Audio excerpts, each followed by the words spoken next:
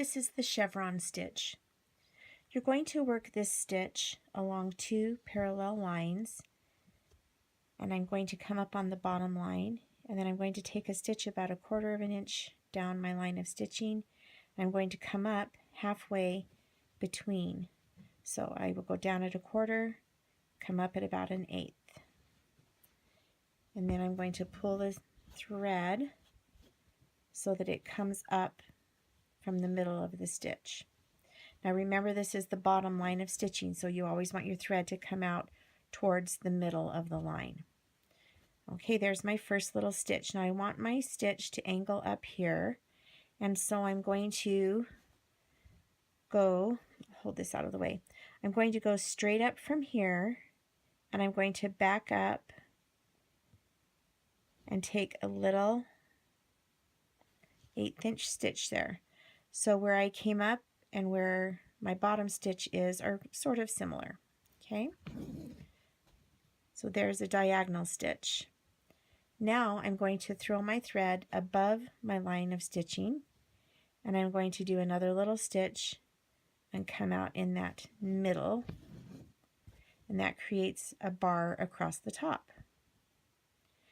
So now we're going to go to the bottom line. I'm going to go straight down from this point. I'm going to go over and do a little 1/8 inch stitch.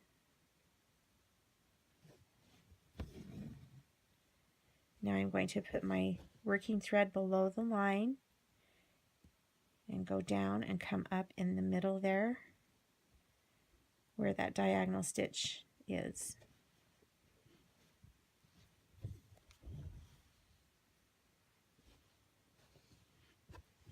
Okay, so we're just going to continue doing this. So I'm going to go straight up from here, back it up, then do my little stitch. My thread's above the line, and I do a little catch stitch and pull it downward. I go straight down, back up, come back up. There's my little stitch. Now my thread is below the line of stitching, and I come up right here. So chevron is a super fun stitch, and it's fairly easy to get even if you just think it through. So you have to come up with your spacing right from the very first. And you remember to have your working thread above you when you're at the top of the line. And then you have that working thread below you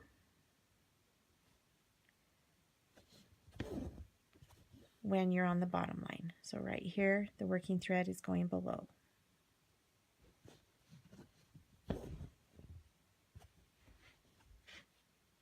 Scoot it over a little bit.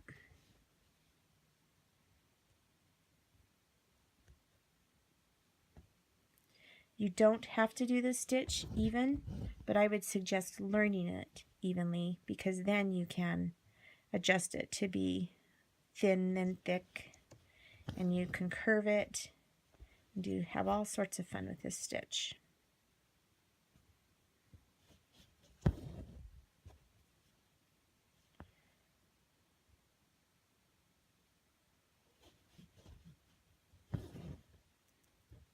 Do 2 more and then we'll end it. I have a tendency to get bigger as I do this stitch, so just kind of watch your spacing.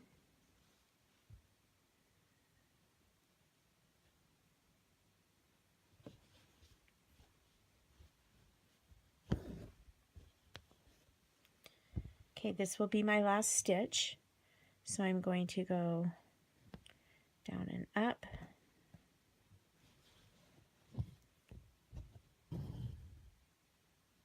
and then instead of going down and up right here, I will just go straight down across. And that is the chevron stitch.